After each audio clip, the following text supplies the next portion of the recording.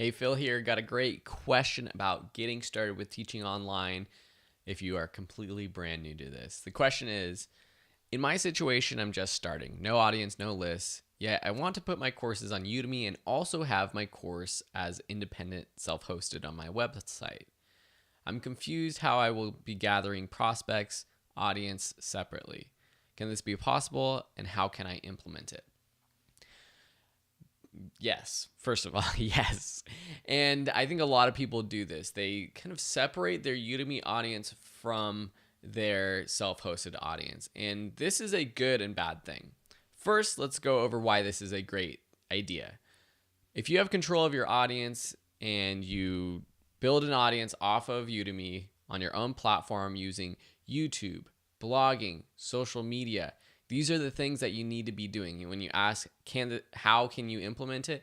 That's what you need to be doing. You need to start a YouTube channel. You need to start a blog. You need to be on social media. I've seen people do amazing with Pinterest, with Instagram to grow their audience. So whatever your niche is, find out where people are who are interested in that niche. So people who are interested in graphic design are probably going to be on places like Instagram, checking out other people's work, or even if you're into gardening or craft type things, they might be on Pinterest more so. If your audience is into music or video production, they might be on YouTube. Find out where your audience is and focus on there. While it would be really good to do everything, to have your YouTube, your social media, and everything connected and doing it all, I know that can seem a little daunting. At the same time, there's ways to connect it. If you create a YouTube video, you can repurpose it. You can put it and create it as a blog article on your website. You could share it on social media. So you're growing all these audiences all at once. So that's how you actually grow your audience. But back to why it's a good idea to have your self-hosted audience separately. Well, one, you can control how you communicate with them. So you need to be growing your email list at the same time. Every piece of content that you have should be directing people back to a website where they can sign up for your email list. Put together a simple lead magnet that you give away in exchange for their email address. Start slow, start small. Even just a few people can be good. Even just 100 people on a list can help you launch a course. On your own site, you have control of the pricing, whereas on Udemy, there's always going to be discounted sales. And so you want to have control of pricing on your own site. And don't worry that Udemy is discounting, because I get a lot of people worrying about putting their course on Udemy and their own site.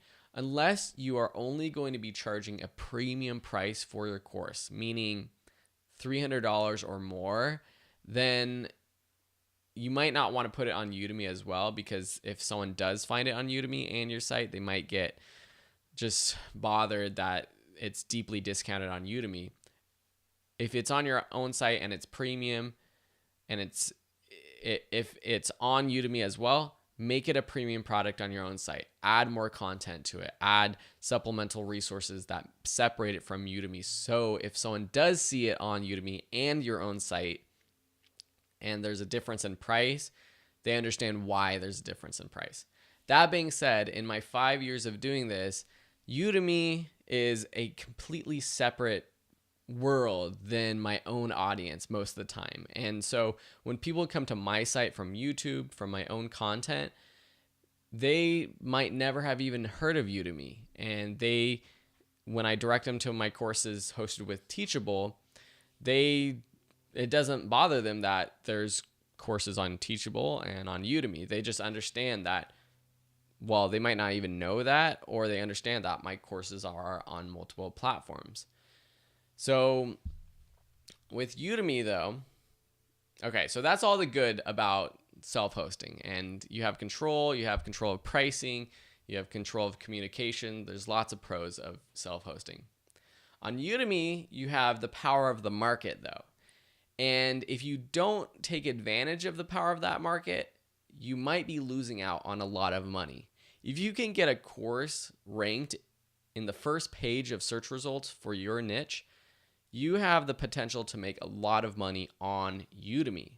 To do that, you need to get your course ranked, You need reviews in your course, great reviews. To get great reviews, you need students. And to get your first students, it's going to be hard on Udemy nowadays to just post a course and get students in your course, unless it's the only course on that topic. But for most of us, we know that's not true. Udemy has courses on almost every topic now. So you do have to drive traffic to the Udemy course to get those initial sales. And so if you can do that and you can get your course ranked and you can start to build an audience on Udemy, then that's the mother lode. That's the best situation, where you have a Udemy audience and then you have your own audience, and you take care of both of them.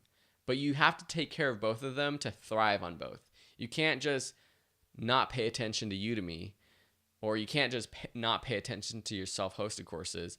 If you do that, they're going to fall. They're going to die. And I've seen that in my own experience. If I stop paying attention to Udemy 1 month, or if I stop paying attention to my own audience 1 month, everything seems to kind of settle and die. So that's not good.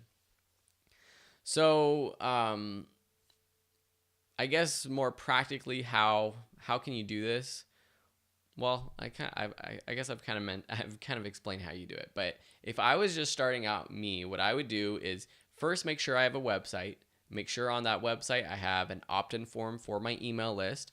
I have a lead magnet that is valuable, that someone really wants and would really exchange their email address for. So have that all set up, and then start creating content. Lots and lots and lots of content. Again, I talked about YouTube, social media, blogging. It might take some time. People expect to have a thriving YouTube channel in a few months. It's not going to happen that fast. It might take months. It might take years to get a thriving channel. But if you pick a niche, it's going to be easier to grow. So find your niche, focus it on that niche, and create everything around that. So all of your content around that niche. And over time, you will start to get views, and start directing that traffic either to your site or to the Udemy courses. Right now, you have to make that decision. If it were me, I would first direct it to Udemy to get that engine rolling. If you want to charge higher, then direct it to your own platform. It's a tough balance right now, and I feel for those of you who are trying to figure out what you should do. Should you self-host or should you do Udemy? I'm never going to say you shouldn't do Udemy, because my experience with Udemy and hundreds of other instructors who I know who've had experience with Udemy has been so great. So, and I know there's a lot of people that don't have Udemy, and I know a lot of people will say, Phil, what are you talking about? You need to self-host your courses. Why are you telling people to use Udemy? But just from my experience, I can't say don't use Udemy. It's the best platform for selling online courses to a massive audience. That being said, there's always the flip side of, well, you might not need to sell to a massive audience if you can charge a higher price on your own site.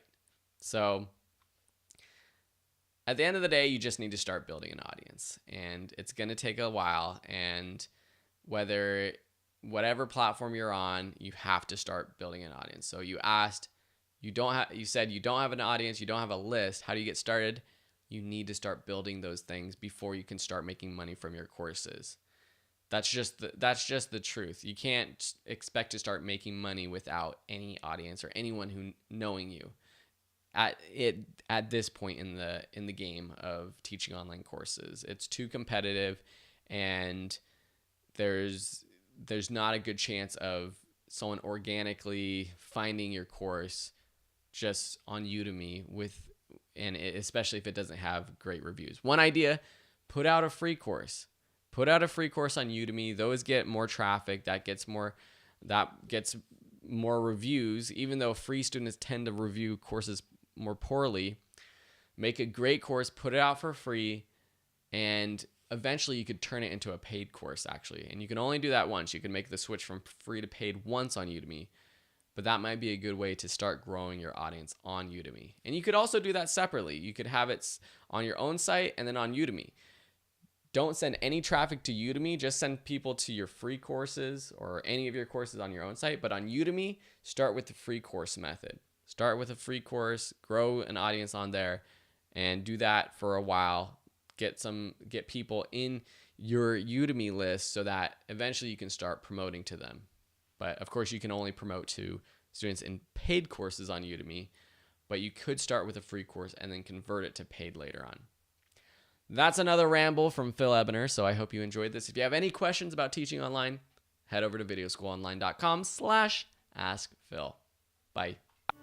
Hey, Phil here, and I hope you really enjoyed that tutorial. If you want thousands more tutorials organized into courses and learning paths that take you from beginner to advanced in a ton of cool topics, you should check out the Video School Online All Access Pass. And for those of you watching right now, you can get the first month completely free. After that, it's $9 a month. You can cancel anytime, no strings attached, no questions asked. Head over to videoschoolonline.com/access to get your first month completely free and to join people from all around the world learning new skills and becoming better at what they're passionate about. Thanks so much, and I can't wait to see you inside.